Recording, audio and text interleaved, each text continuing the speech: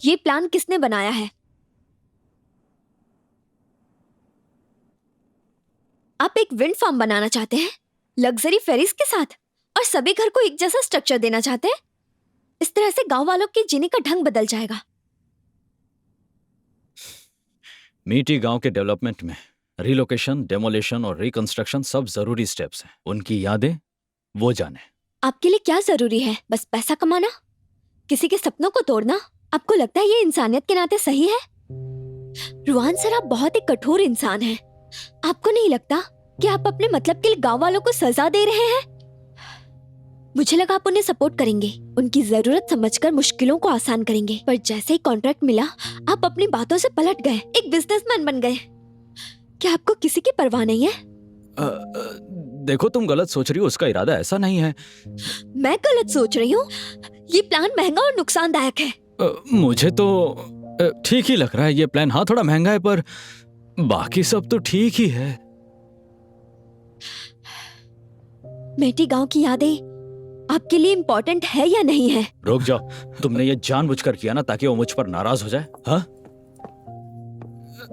हाँ, मैं मानता हूं कि मैंने प्लान कॉपी किया इंटरनेट से, पर कॉन्गसन इतना क्यों गुस्सा हो गई? देखो, पिछली बार जैसी चीटिंग मत करना। बस एक चांस है तुम्हारे पास।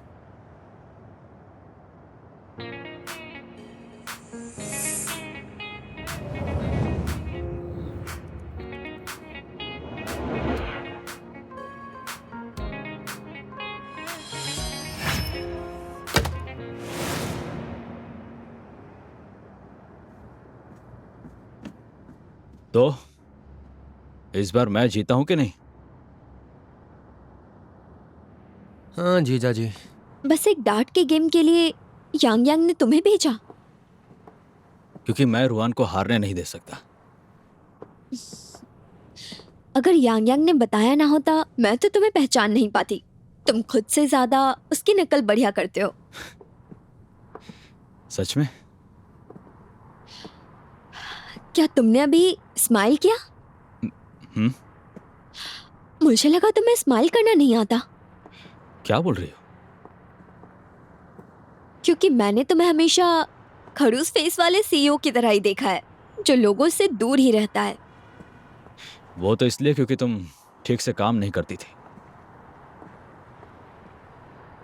या शायद तुम्हारे दिल में एक गिल्ट फीलिंग थी। मीठी का डेवलपमेंट प्लान अब तक फाइनल नहीं हुआ है।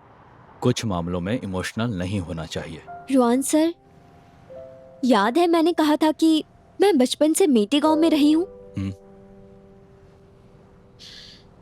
उन दिनों मुझे एक लड़का पसंद था, पर शायद अब वो मुझे भूल चुका है। हालांकि उससे कभी पूछ नहीं पाई मैं। क्या वो लड़का तुम्हारे लिए इतना इम्पोर्टेंट था?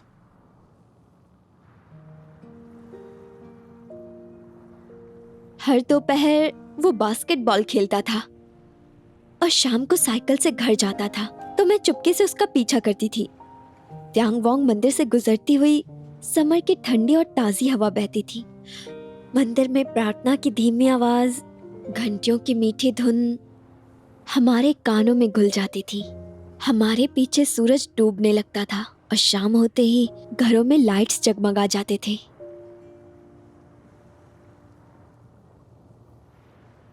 मैं आपको इसलिए बता रही हूँ ताकि आपको पता चले कि मीठी गांव में लोग फैमिली के साथ वैकेशंस में जाते हैं। इसलिए नहीं कि वहां पर मॉडर्न रिसोर्ट्स और होटल्स बने, इसलिए कि वहां पर असली खूबसूरती है। सिंपल गांव है, नेचर के करीब है और बहुत ही प्यारा है, और यही खूबी मीठी की खासियत है। लेकिन गांव में अगर इकोनॉमिक डेवलपमेंट ही नहीं होगा तो लोग जिएंगे कैसे? वहां के लोग बस खेती करते हैं, और मीठी में अभी तक जितने भी बिजनेस शुरू हुए वो कुछ सालों से बंद पड़े हैं। तो क्या आप इसे बदलना चाहते हैं? बचाना चाहता हूं, और बाद में मैं अपनी कंपनी के जरिए वहां कुछ नए बिजनेस स्टार्ट करूंगा। वहां के प्रोडक्ट्स और चैनल्स जो मीठी से जुड़े हैं उन्हें आगे बढ़ाऊंगा। वहां के टूरिज्म को बढ़ाऊंगा। उनके लोकल एग्रीकल्चर प्रोडक्ट्स का यूज कंपनी में ही होगा। इस तरह उन्हें कंपनी में बराबर का हिस्सा मिलेगा और प्रॉफिट भी। इस तरह कमाने के लिए किसी को भी बाहर जाना नहीं पड़ेगा। रुआन सर, मुझे माफ कर दीजिए। मैंने आपको गलत समझा। मुझे लगा कि आप भी अपना मतलब देख रहे हैं। मतलब तो देख रहा हूं। मीठी का ये प्रोजेक्ट मेरे लिए बहुत बड़ा सपना है। तो अब मैं आपसे दिल से माफी मांगती हूँ। मैंने आपके लिए गलत शब्द का उपयोग किया। I am sorry.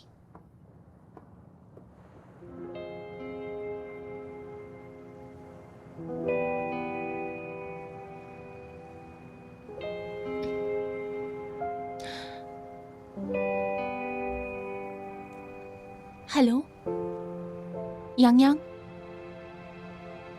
कहाँ हो तुम? अरे मैं ऑफिस में हूं, क्या हुआ? जिस लड़के का मैंने अभी जिक्र किया था वो मुझे मिल गया है,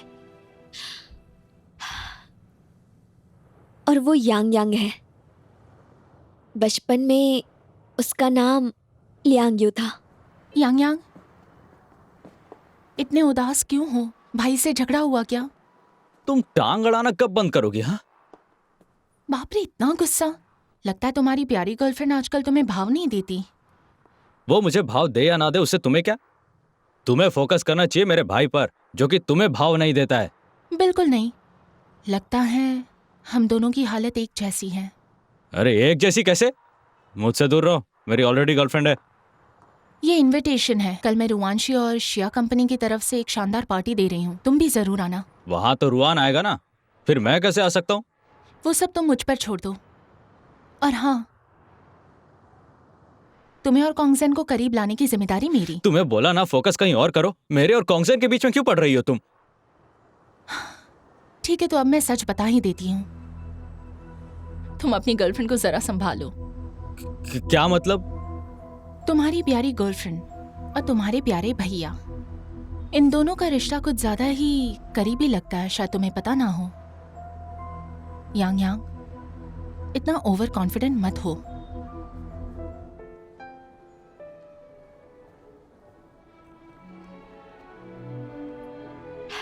थैंक यू।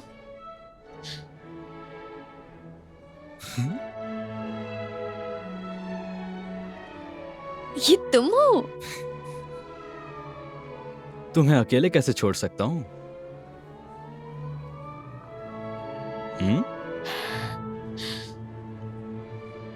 यांग यांग, मैंने सोच लिया है। मैं तुमसे कहना चाहती हूँ कि शुरुआत से लेकर अब तक मेरे दिल में बस एक ही बसा है, और वो हो तुम, लियांग यू।